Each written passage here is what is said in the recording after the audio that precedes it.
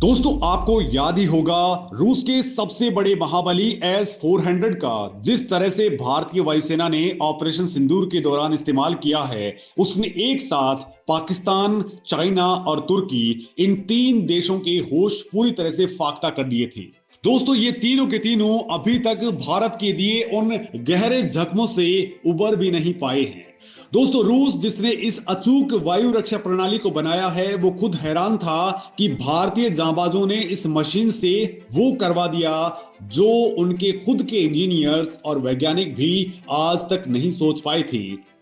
314 kilometre दूर दुश्मन के अवाक सिस्टम को ठोक करके भारत ने वर्ल्ड रिकॉर्ड बना डाला था और अब ऑपरेशन सिंदूर में दुश्मनों को पूरी तरह से धूल चटाने के बाद में भारतीय वायुसेना अब इसी रूसी S-400 के साथ एक ऐसा सीक्रेट एक्सपेरिमेंट करने जा रही है जिसने दुनिया भर के रक्षा विशेषज्ञों की रातों की नींद उड़ा दी है। दोस्तों खुद मॉस्को में बैठे डिफेंस एक्सपर्ट्स को भी यकीन नहीं हो रहा कि उनके बनाए एयर डिफेंस सिस्टम को इस हद तक एडवांस किया जा रहा है।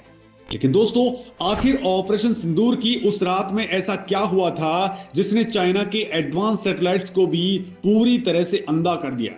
पाकिस्तान की वायुसेना के सबसे खतरनाक फाइटर जेट्स खाली मैदानों पर मिसाइलें क्यों दाग रहे थे और अब भारतीय वायुसेना शूट व्हाइल मूविंग नाम की एक जिस खौफनाक रणनीति पर काम कर रही है वो कैसे दुनिया के किसी भी देश के पसीने छुड़ाने के लिए काफी है।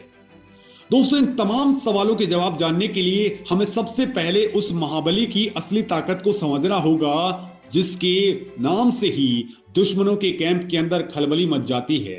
हम बात कर रहे हैं दुनिया के सबसे एडवांस लंबी दूरी के air defence system S-400 Triumph की। ये कोई आम रडार या मिसाइल लॉन्चर नहीं है, ये आसमान में मौत का दूसरा नाम है। इसका रडार इतना पावरफुल है कि वो 600 किलोमीटर दूर से ही आसमान में उड़ रहे किसी भी खतरे को सूंघ लेता है, चाहे वो दुश्मन का कोई स्टेल्थ फाइटर जेट हो, छुपकर हमला करने वाला कोई ड्रोन हो, क्रूज मिसाइल हो या फिर तबाही मचाने वाली बैलिस्टिक मिसाइल। दोस्तों जैसे ही दुश्मन का हथियार इस रेंज के अंदर आता है S-400 का सिस्टम एक्टिवेट हो जाता है। इसकी मिसाइलें 40 किलोमीटर से लेकर के 400 किलोमीटर तक की दूरी तक लक्ष्य को भेज सकती हैं, लेकिन जो बात इसे सबसे ज्यादा खतरनाक बनाती है वो है इसकी रफ्तार। दोस्तों इसकी मिसाइलें मैक 14 यानी कि लगभग 17,000 किलोमीटर प्रति घंटे की खौफनाक स्पीड से दुश्मन की ओर लपकती हैं। इस रफ्तार का सीधा सा मतलब यह है कि जब दुश्मन को खतरे का एहसास होता है तब तक तो वो हवा में ही राख हो चुका होता है। लेकिन मॉडर्न वॉरफेयर यानी कि आज के समय का युद्ध केवल हथियारों की ताकत से नहीं लड़ा जाता। आज के युद्ध में सबसे बड़ी ताकत है इंफॉर्मेशन और दुश्मन की लोकेशन। अगर दुश्मन को आपकी सटीक लोकेशन का पता चल जाए तो आपका सबसे ताकतवर हथियार भी पल भर के अंदर कबाड़ बन सकता है। भारतीय वायुसेना इस बात को बहुत अच्छे तरीके से जानती थी। आज के वक्त में दुश्मनों के पास में स्पेस बेस्ड मॉनिटरिंग यानी कि अंतरिक्ष से निगरानी करने वाले जासूसी उपग्रह मौजूद हैं। दोस्तों उनके पास में इलेक्ट्रॉनिक खुफिया तंत्र और लंबी दूरी से सटीक निशाना लगाने वाले घातक हथियार मौजूद हैं और ऐसे माहौल में S-400 जैसे बड़े और अहम सिस्टम को एक जगह पर टिका करके रखना सबसे बड़ी भूल साबित हो सकती थी। यहीं से शुरुआत होती है उस बड़े खेल की जिसने बीजिंग से लेकर के इस्लामाबाद तक हड़कंप मचा दिया है। दोस्तों रक्षा सूत्रों से मिली सटीक जानकारी के मुताबिक भारत को इस बात की पूरी आशंका थी कि चाइना के जासूसी सैटेलाइट्स आसमान से लगातार भारत की सीमा पर निगरानी कर रहे हैं। चाइना अपनी स्पेस टेक्नोलॉजी का पूरा इस्तेमाल करके भारतीय एयर डिफेंस सिस्टम्स की एक एक हरकत को रिकॉर्ड कर रहा था और वो सारा रियल टाइम डेटा पाकिस्तान को दे रहा था। पाकिस्तान इसी डेटा के दम पर भारतीय S-400 बैटरीज को निशाना बनाने का ख्वाब देख रहा था। दोस्तों चाइना और पाकिस्तान का ये गठजोड़ किसी भी देश के लिए भारी पड़ सकता था, लेकिन भारतीय सेना ने जो दांव चला उसने दोनों देशों के पसीने छुड़ा दिए। भारतीय रक्षा विशेषज्ञों ने चीनी निगरानी उपग्रहों को नष्ट करने के बजाय उनके दिमाग से खेलने का फैसला किया। हमारी सेना ने चीनी जासूसी सैटेलाइट्स की कक्षाओं यानी उनके ऑर्बिट का बहुत ही बारीकी से अध्ययन किया। उन्होंने ये कैलकुलेट कर लिया कि चाइना का कौन सा सैटेलाइट किस समय किस एंगल से भारतीय सीमा के ऊपर से गुजरेगा और कितने वक्त के लिए उनका कैमरा भारत के किस हिस्से के ऊपर फोकस रहेगा। और दोस्तों, जैसे ही चाइना के सैटेलाइट्स का फोकस हटता या वो अपने ऑर्बिट में आगे बढ़ते, भारतीय वायुसेना उसी ब्लाइंड स्पॉट यानी कि अंधेरे वक्त का फायदा उठाती। सैटेलाइट के गुजरते ही S-400 की पूरी बैटरी को पलक झपकते ही एक जगह से दूसरी जगह पर शिफ्ट कर दिया जाता था। जब चीनी सैटेलाइट्स अपना एक चक्कर पूरा करके वापस उसी जगह की तस्वीरें लेता तो वहां उसे सिर्फ खाली जमीन मिलती थी। इस माइंड गेम ने चाइना के पूरे स्पेस इंटेलिजेंस को जीरो कर दिया। पाकिस्तान के कंट्रोल रूम में बैठे अधिकारी हर पल S-400 की लोकेशन ढूंढते रहे, लेकिन उन्हें कभी भी सटीक लोकेशन मिली ही नहीं। लेकिन दोस्तों, असली थ्रिलर तो अभी शुरू होना बाकी था। भारतीय वायुसेना सिर्फ छुपने में यकीन नहीं कर रही थी, बल्कि वो पलटवार करने में माहिर है, और इसी पलटवार का नाम था शूट एंड स्काउट टेक्निक। दोस्तों, आदमपुर एयरबेस में तैनात भारतीय वायुसेना के ग्रुप कैप्टन अनिमेश पटनी के नेतृत्व में इस रणनीति को जमीन के ऊपर उतारा गया। ये सुनने में जितनी आसान लगती है, वो टाइम के अंदर इसको लागू करना बहुत ही टिपिकल होता है। दोस्तों, ये इस स्ट्रेटजी का सीधा सा मतलब है निशाना लगाओ, मिसाइल को दागो और तुरंत अपनी जगह से गायब हो जाओ। S-400 कोई छोटी बंदूक नहीं है जिसे जेब में रख करके भागा जा सके। ये ट्रकों का एक पूरा का पूरा काफिला होता है जिसमें रडार, कमांड सेंटर्स और बड़े-बड़े लॉन्चर व्हीकल शामिल होते हैं। इतने बड़े सिस्टम को फायर करने के तुरंत बाद वहां से हटना एक बड़ी और बहुत जटिल प्रक्रिया है। लेकिन ग्रुप कैप्टन अनिमेश पटनी की यूनिट ने इसे इतनी भारत वायु रक्षा प्रणाली के दुश्मन के रडार और सैटेलाइट सिर्फ धुआं ही देखते रह गए। पाकिस्तान इस पूरे घटनाक्रम से S-400 मिसाइल फायर कर चुका था, तो उस चाइना से मात्रा में इलेक्ट्रॉनिक सिग्नेचर भारतीय वायुसेना की तेज मूवमेंट ने दुश्मन के एंटी रेडिएशन वेपन्स और स्पाई भारतीय वायुसेना की तेज मूवमेंट ने पकड़ लेते हैं और उसी जगह पर जवाबी हमला कर देते हैं। लेकिन शूट एंड स्काउट के तहत भारतीय लॉन्चर वाहन एक मिसाइल दागने के कुछ मिनटों के भीतर अपने JF-17 लड़ाकू विमानों को इस मिशन जब तक दुश्मन का जवाबी हमला उस जगह पर लड़ाकू विमानों को इस मिशन पर भेजा होता ही नहीं था। चीन में बन रही रणनीति ऑपरेशन सिंदूर के दौरान भारतीय वायु रक्षा प्रणाली के लिए मिसाइलों से लैस कवच बन गई। दोस्तों, पाकिस्तान का प्लान बहुत ही शातिर था।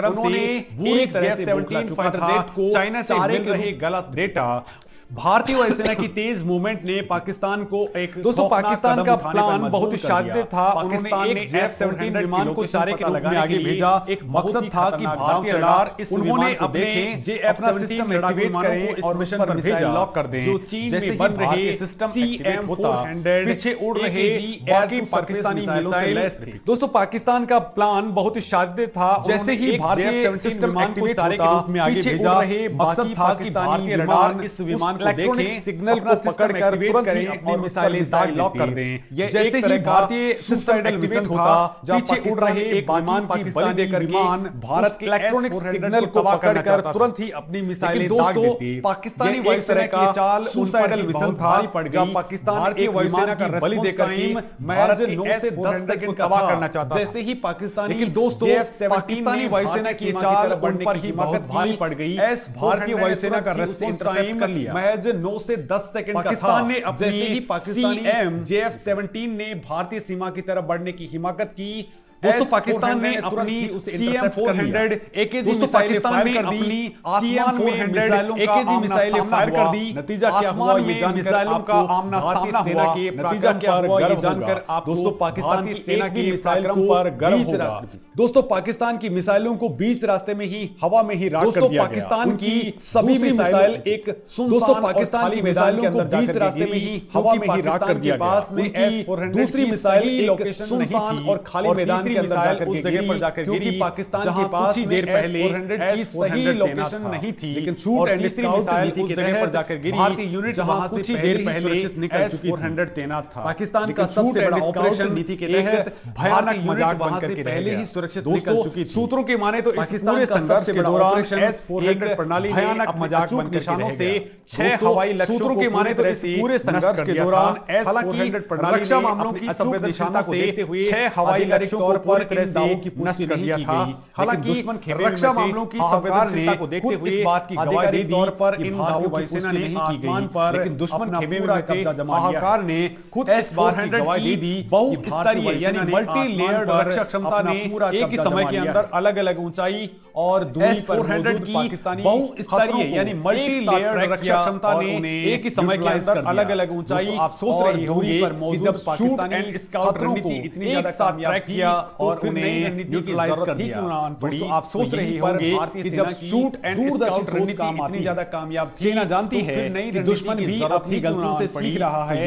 अगली बार वो और ज्यादा तेज सैटेलाइट और ज्यादा स्पीड वाली मिसाइल सेना जानती है कि दुश्मन भी अपनी गलतियों से सीख रहा है।